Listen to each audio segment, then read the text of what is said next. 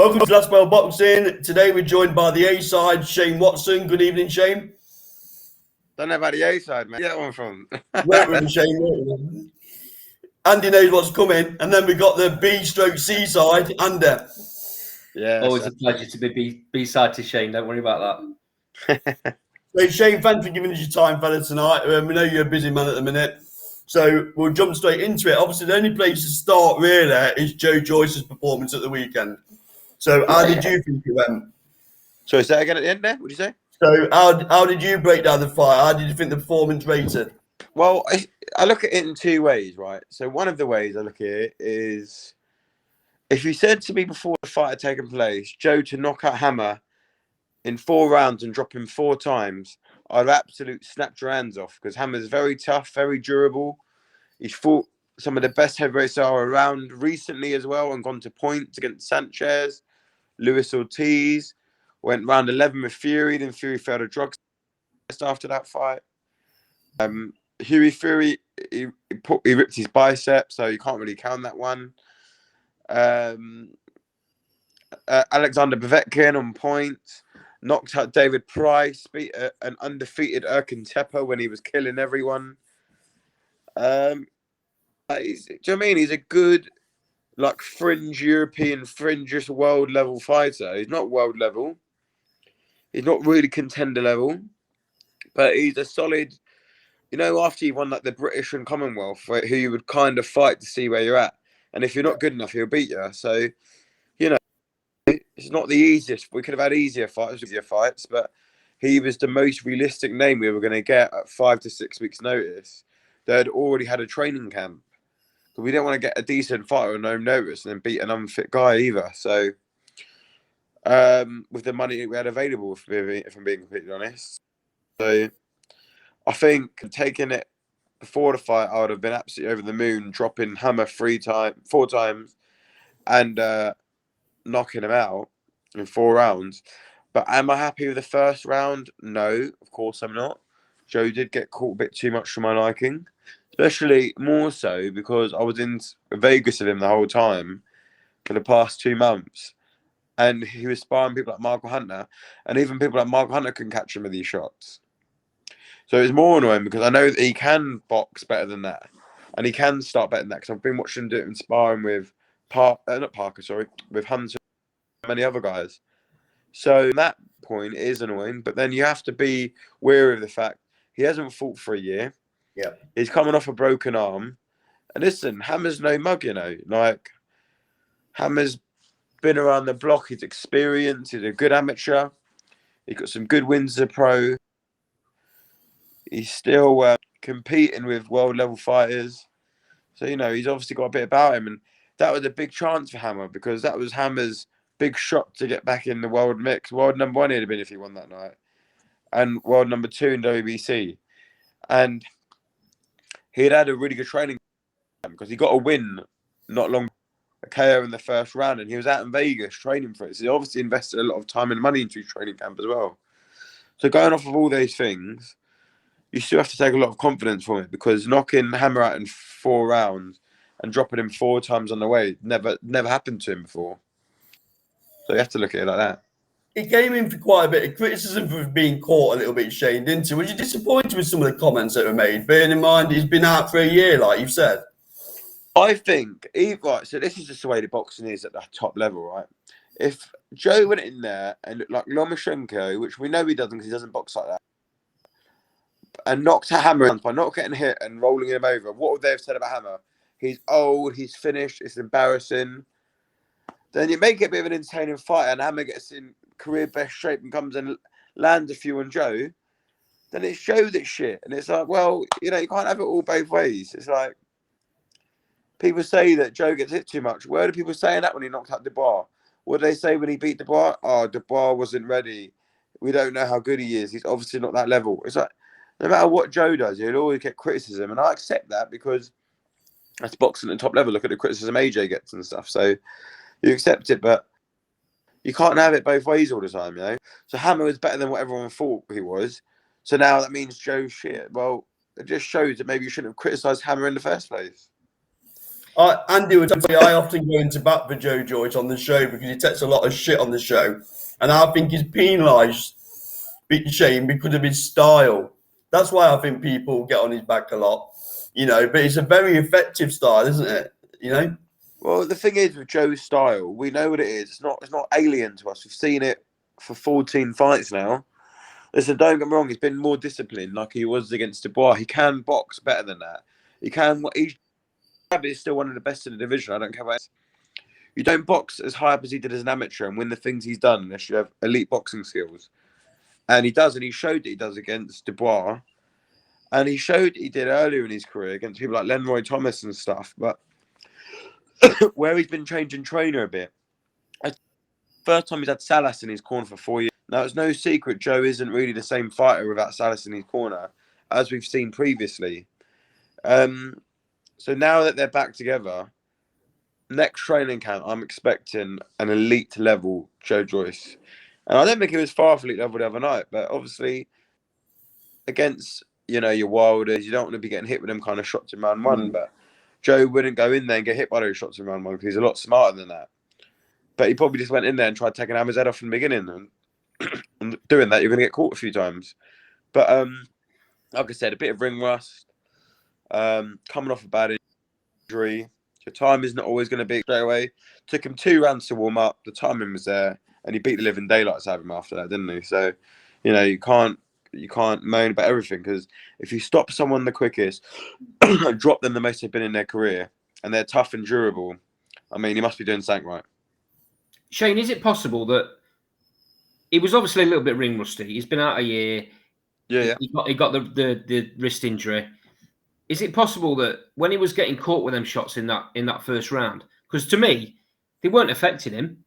They were big bombs that had probably put most heavyweights down, but he's got such a durable chin that is it possible that he took them first couple and thought, I've got nothing to worry about here, so I ain't got to worry too much about what's coming back from him? Yeah, I think it is. And this was the problem in the Takam fight. He told me after that fight, Takam has got no power whatsoever. Now, we know that's not the case. We know that Takam has got power, but no power with Joe's chin, I guess. But it isn't ideal. Whether someone's a light puncher or a big puncher, you don't want to be taking shots. Number one, because you'll lose rounds doing it.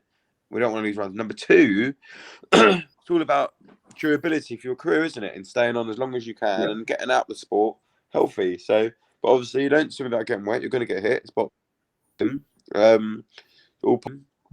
But I think it's a little bit of that. But Salas still wouldn't want him to be getting hit.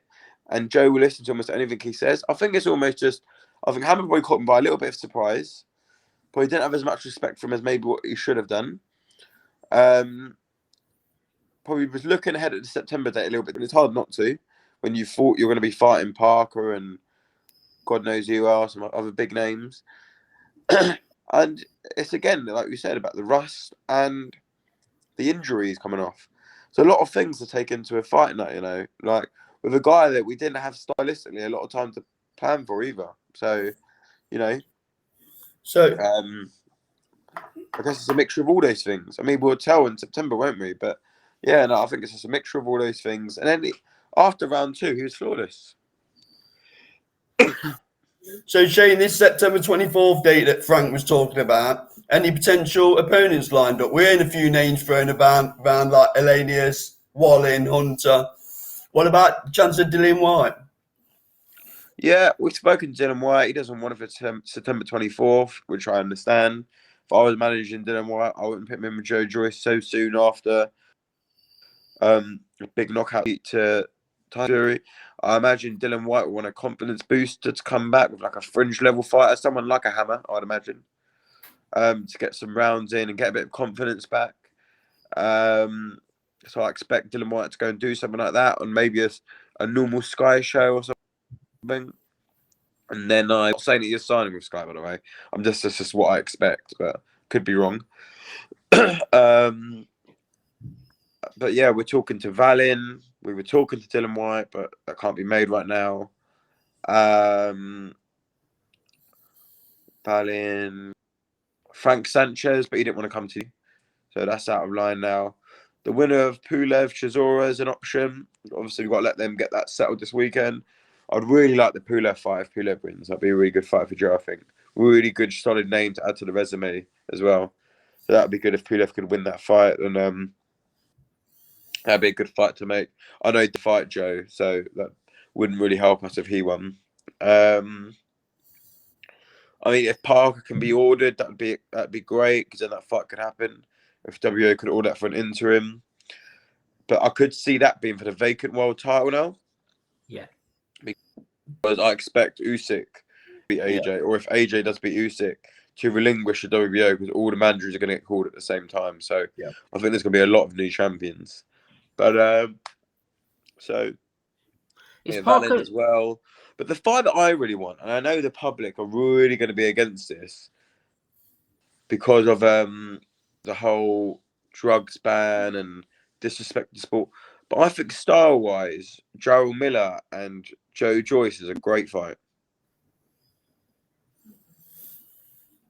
That would be, yeah. Well, you love your controversy, don't you, Shane? You love throwing them out there. A bit of controversy. You know what? Yeah, one guy that will definitely beat the living daylights out of him, and stylistically would absolutely take him to the slaughterhouse. Yeah, and you'll probably never see him in the sport again because the beating would be that bad.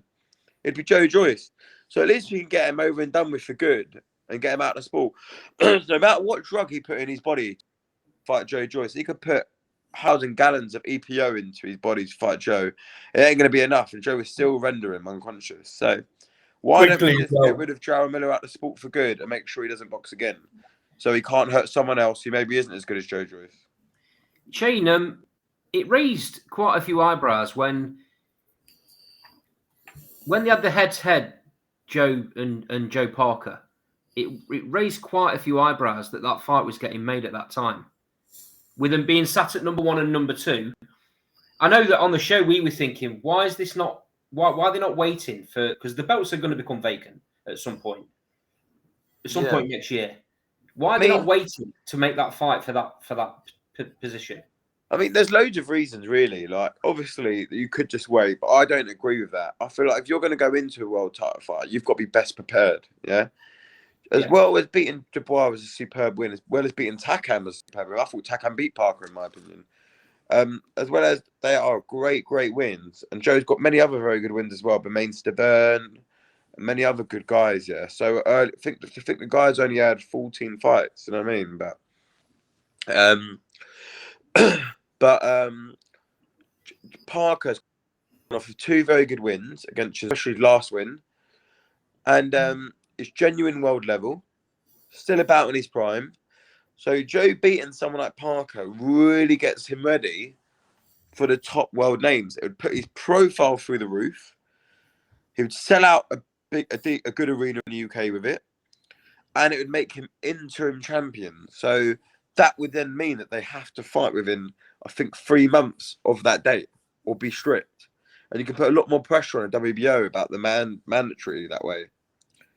So they were a lot of the major reasons why I wanted to take a fight. And listen, if it's a fight you believe you win, why not take it? You know, I mean, Parker's not going to fight for a world title for many years to come unless he fights Joe anyway and beats him.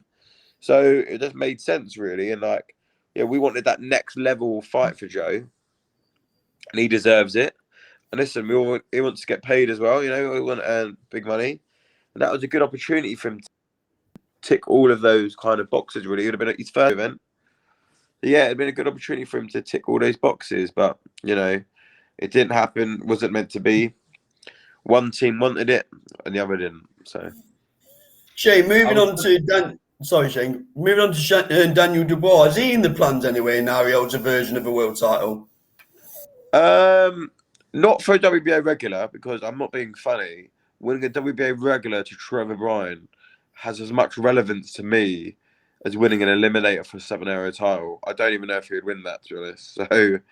So, does Trevor Bryan beat Lenz? I don't know. Probably doesn't. Does Trevor Bryan beat Nathan Gorman? No. Does he beat Fabio Wardley? No. Does he beat Soul Dakers? No. That'd be over and around. Johnny Fisher would knock him out and around.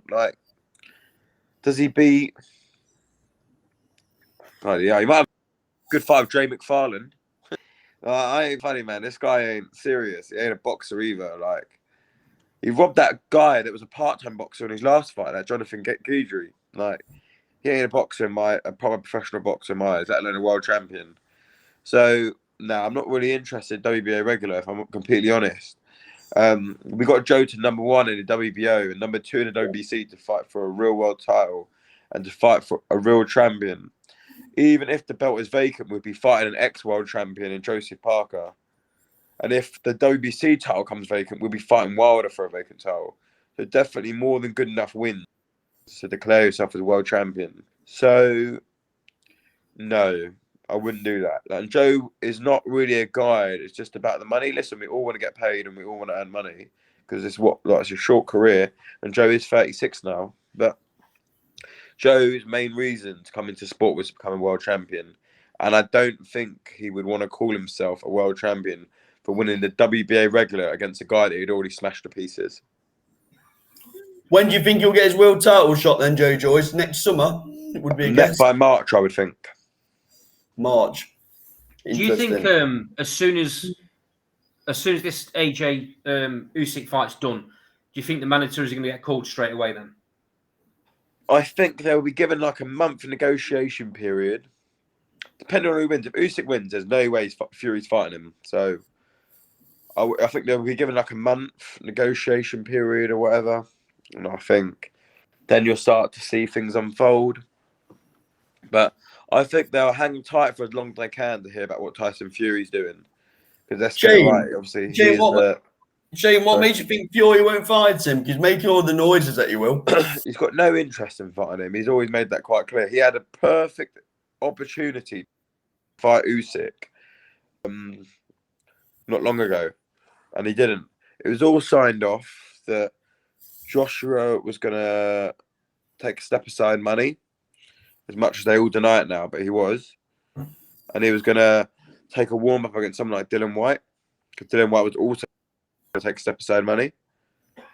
And then Fury was going to fight Usyk. And this is all going to be in Saudi. Well, I say all. I don't know if Joshua fight was going to be in Saudi. And he didn't. He was the only one he didn't sign. So, and since then, he's not really made any comment about wanting to fight him, apart from calling him a blown-up middleweight. So, I just don't think Usyk motivates Fury either. Where Fury's been around his whole career, can he get motivated to fight a blown-up cruiserweight who, don't get me wrong, is exceptionally good, but won't be able to clash him at a press conference? He's got no genuine bad feeling towards. Probably didn't even know him until like 5 or 6 years ago. Like, so any real genuine reason to fight him? He's already won all the belts, maybe not at the same time, but I don't think Fury really cares about stuff like that. So I think, unless it's the AJ fight, I can't see why Fury would come out of retirement. Unless it's for like an exhibition, of course. But I mean for an actual world title bout. So, Shane, moving on to Florian MARKU. Obviously, some big news announced regarding the fight in Albania, 25th of August. No opponents named yet. Now, I'm going to throw a rumour at you. I'm hearing that it's Chris Congo.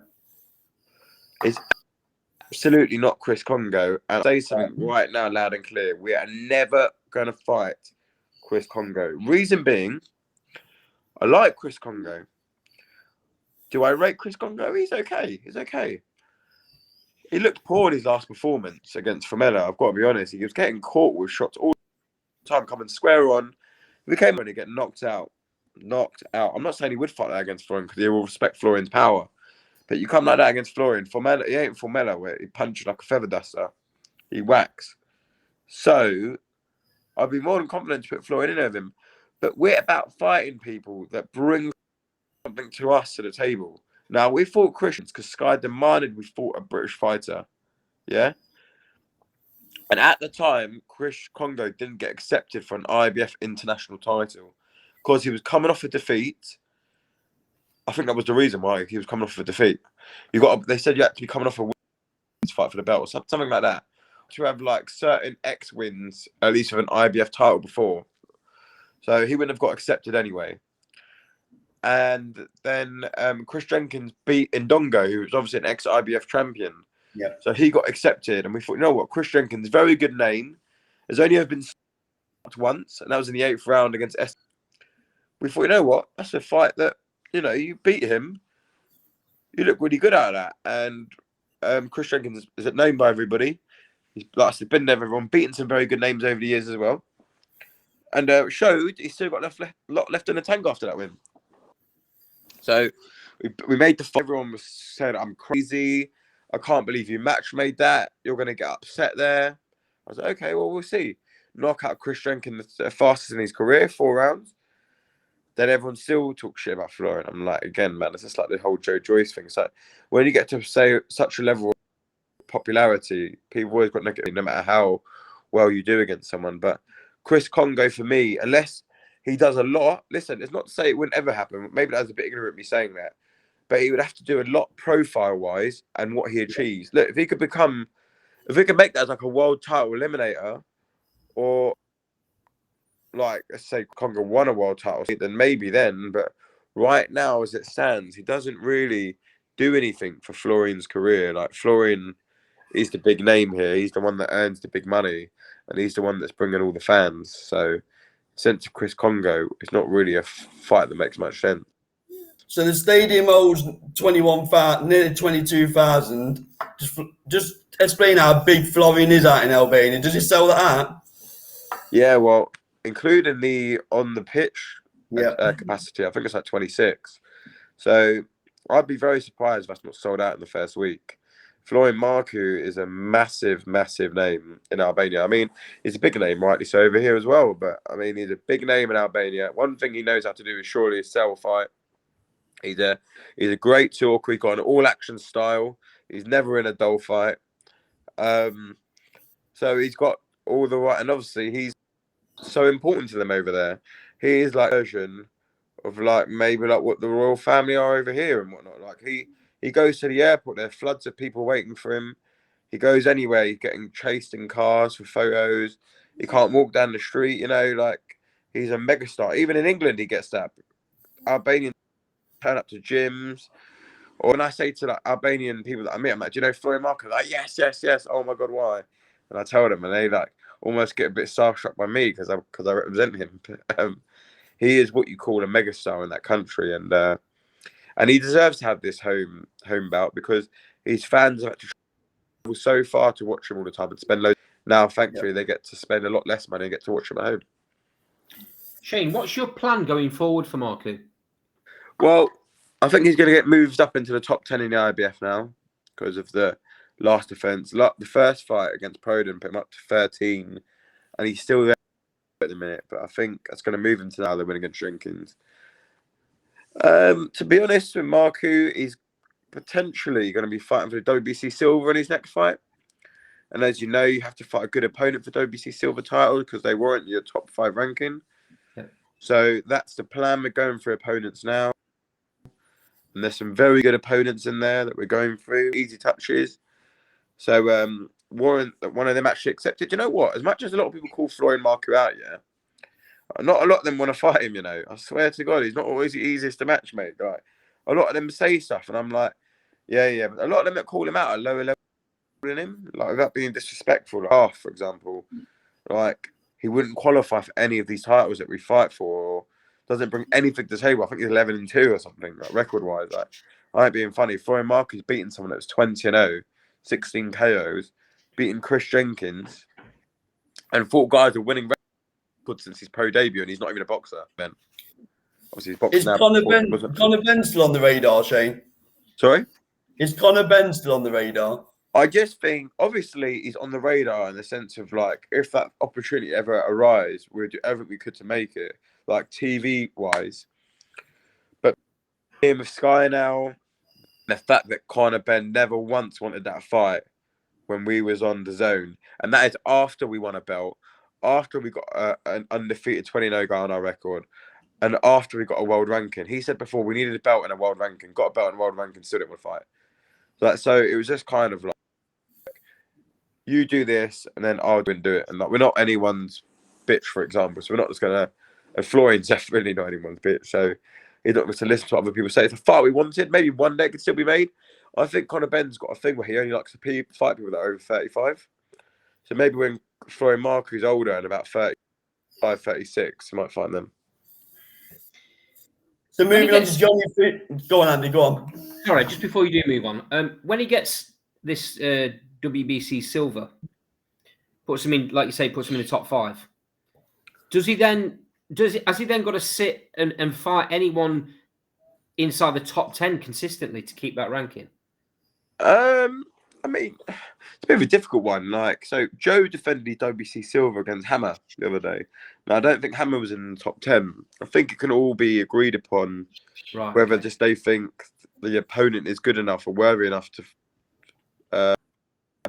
fight for that belt. You got to think for Fujimoto for the WBC silver. Yeah, that's how he won that belt, right?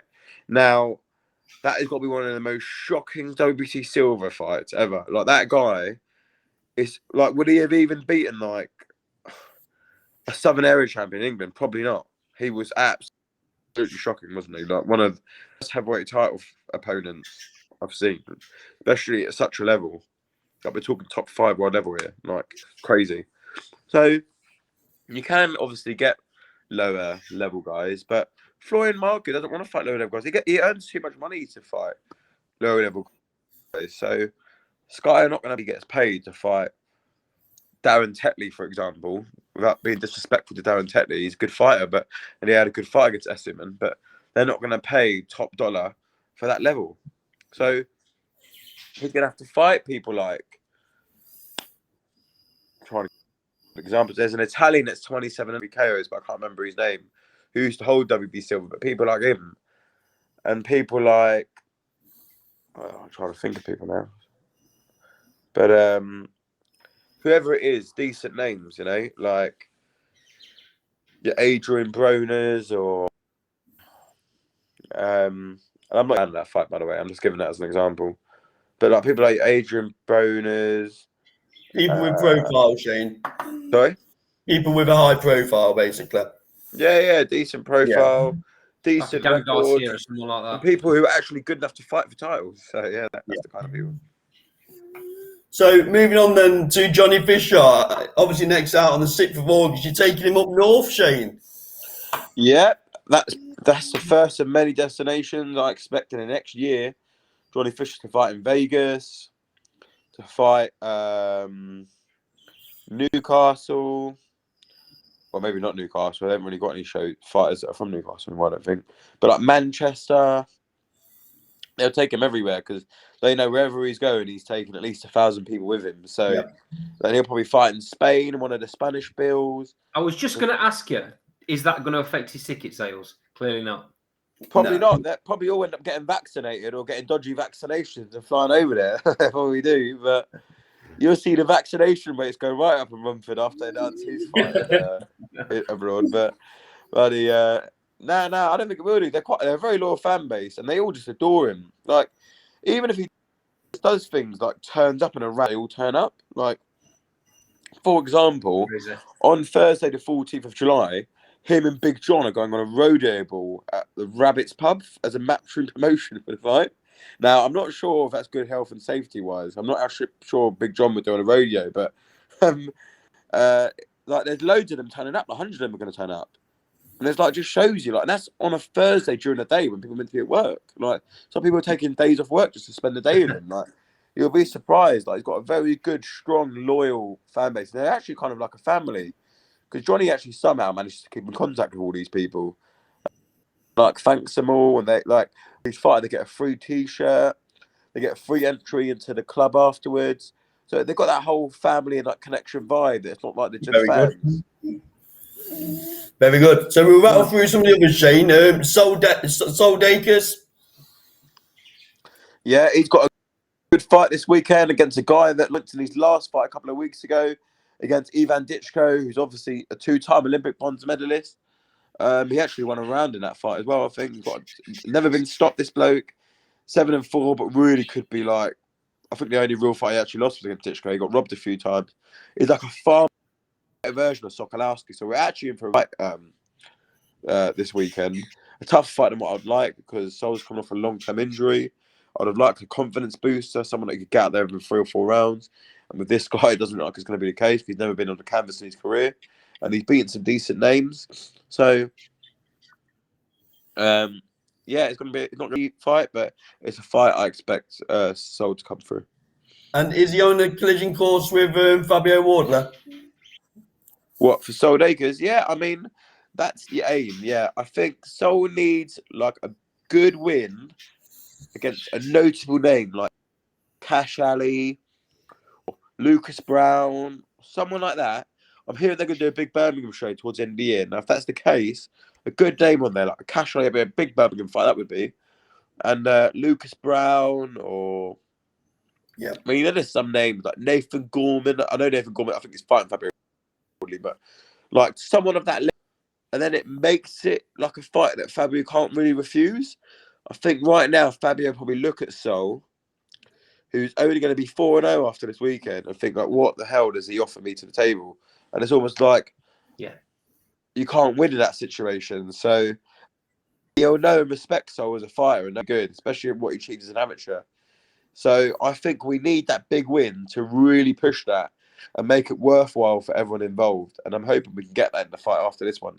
This fight is just about Soul getting some rounds in, testing out the new shoulder, and like getting the rounds in and getting the timing of that back. And then we're ready for anyone within reason, really. Yeah. Yeah. So into Lisa Whiteside, what's the plan for Lisa before we talk about the September the 10th show? Yeah, sure. It's Lisa Whiteside is fighting July 30th on the Wasserman Newcastle show. Can't wait to see her back. She went back with injuries and not to hell back so much. She had a beautiful baby boy, and she's now back. Wants to have one warm up against. I say warm up. It's still a decent level, top 20 girl. And then wants to go straight into a world title fight, which is exciting. Last two topics. What are your thoughts on the 10th of September card? Boxer? The 10th of September. What is that? The Clarissa Shields bill? Yeah. yeah. You know what? I'm going to struggle to give my actual views on this because we work with Boxer and I like Boxer a lot, but main event is exceptional. Chief support is exceptional. Now, no one can moan about that being the main event in Chief support on normal Sky because it's almost unheard of. And like, it's just, and to get such superstars fighting in the UK, amazing. And you've got to give Boxer, you've got to give Sky, and you've got to give Top Rank, and you've got to give DAZN credit for letting Alicia Baumgardner come on. They all deserve it. They all work together. It shows that they can all, even though sometimes I think otherwise, but yeah, they can. But for me, to really propel women's boxing, I don't think it's to do an all-female card. I think it would work so much better if you had that main event, great. That chief support, great. But then have male fights on the undercard because then it shows you that women boxing can headline cards, yeah? A bit like Madison Now, Square I think doing an Garden. all-female card is like almost saying that like you can't have men on there because women can't be above them or something like that. Or like it just kind of takes that value away. Like, why not fill the undercard other than those two main events with male fights? Like good fights, like title fights as well. And then you're putting a real big stamp. Like if you put a male world title fight in the undercard of that as well, then it'd be like, this is a real big stamp how women's boxing has come leaps and bounds since then. You know what I mean? Then you'd be like, wow, it has really changed and improved. If you're just doing a whole female card, then it's not really valuable that it's like women's boxers come so big now because it's like saying, well, there are only women on the card anyway. Doesn't it? I hear your point, and it makes sense what you're saying. Doesn't it give the opportunity though to put the spotlight on some female fighters that maybe currently aren't getting that? But when we look at the female fighters they have, right? So Caroline Dubois fights very upper on cards anyway because they spent a lot of money to get her, and also she comes from a family with a massive name, and she has achieved an incredible amount of her own self in the amateurs. So I don't think it will give her much of a spotlight. I'm not even saying she's fighting on a card, but I just expect her to be if it's an all-female card. Natasha Jonas, who I expect to also be on the card, has been massive fights many a times now. Headline, big bills, everything. So, you know, I don't think it really does that for her. Maybe if you get some of the lower level guys, well, they might not be low level, but they're not fought that level yet, then I guess so. But like that they're going to be at the same point in the card as they would be if it was a lot of males on the card. I just feel like you're putting that big, and now it's like you're making like an equality issue. Do you know what I mean? Like, Yeah, if there was a problem that it was just all male cards and they weren't giving a spotlight to women, then you're like, okay, we'll put some women higher on the bill. Then that's equality, isn't it? But if you're doing now all one and not the other, then you're just doing the same thing but the other way, yeah. right? And I just feel Madison, like, why not Shane, just make it Madison, normal? Why don't we just make a massive fight, which is what Marshall is? Maybe Shibum Nagata and Maya. She's support. They're just massive fights. Anyway, let's stop talking about women's boxing. Why don't we just call it boxing? Box at level is just boxing. Why do we have to make it? Now that everyone's going to say it's a night of women's boxing, but why does it have to be? Why can't we just say it's a night of boxing, a world level, elite world level championship boxing, which is what it is? yeah, and Madison Square Garden worked well with Katie Taylor, Shane, didn't it, when they mixed up the genders? Exactly. I just don't think we need the title all women. It's like, again, we're separating it again. It doesn't help when you get people that are older that maybe are a little bit stubborn. Why do they fight in the ring? They shouldn't be doing that and things like that, because you're still keeping them all in the same bill. And you might actually be taking eyes off because of that, because you'll get those stubborn people who think like that, yeah? They might think, I'm not going to tune into women's boxing. But if you mix it up a lot, then you might win over some new fans and prove a lot of people wrong. I just feel like, for me, listen, I'm definitely going to tune in. I'm definitely going to try and get a ticket because I think it's exceptional. And Boxer and Sky have a lot of credit for getting 4 massive names all on the same bill, non-pay-per-view. Massive. I mean, I can't imagine the purses they're paying out. So to keep that still on normal Sky, they've done well. But I'm just saying, as a fan, and from my perspective, I think we need to stop the whole women's boxing thing because it's now proven with Katie Taylor Serrano, Terry Harper, Natasha Jonas, Ebony Bridges, Shannon Courtney. Obviously, this fight coming up, like Clarissa Shields against when she fought Hammer. And people are like, there are very good women fights. Why are we calling it women's boxing? It's just boxing now. It's just great world level boxing. In UFC, they don't say, oh, it's some very good women fights tonight. They just say there's some very good UFC fights tonight at the top level. Yeah. And finally, Shane, I appreciate the time you've given us. We won't have you on before AJ Usyk 2, so do you want to give us a prediction? In my opinion, going off of people like Andre Ward, Tyson Fury, and Floyd Mayweather, and they're just to name a few, there are certain fighters, once they figured you out, you don't rematch because you always get on worse in the second fight. Andre Ward showed it against Kovalev. Tyson Fury showed it against Derek Chisora. Floyd Mayweather showed it against Maidana. Now, I just think when someone's figured you out, and if they didn't do it properly the first time, which Usyk did, then they would definitely get you properly the second time. And Usyk's one of those guys. He's so clever. Once he's shared 12 rounds with you, he now has all that knowledge on you that he didn't have before. And it will stay straight in there. So the same shot catching him with the first time, well, this time. And I just think, I can't see how AJ, with his new trainer and everything, is going to change that much in such a short space of time to beat Usyk. And in saying that, I think if he had 3 years to prepare for Usyk, I don't think it would make a difference. I just can't see past an Usyk masterclass. It comes out the way they're saying he's going to. I can't see how AJ doesn't get knocked out. Interesting. But as a Brit, and as thinking about someone like Joe Joyce, I would love AJ to win the fight. So I hope I'm wrong. Okay. Well, on that note, Shane, we'll thank you for joining us on the show. Okay, enjoy the weekend. Enjoy the matchroom hospitality, no doubt. And we'll see you next time on That's Well Boxing. Thank you for your time, Shane. Thanks, guys. Both of you take care. Look after yourselves, yeah? Cheers. Cheers, Shane. Thanks, guys. Bye-bye.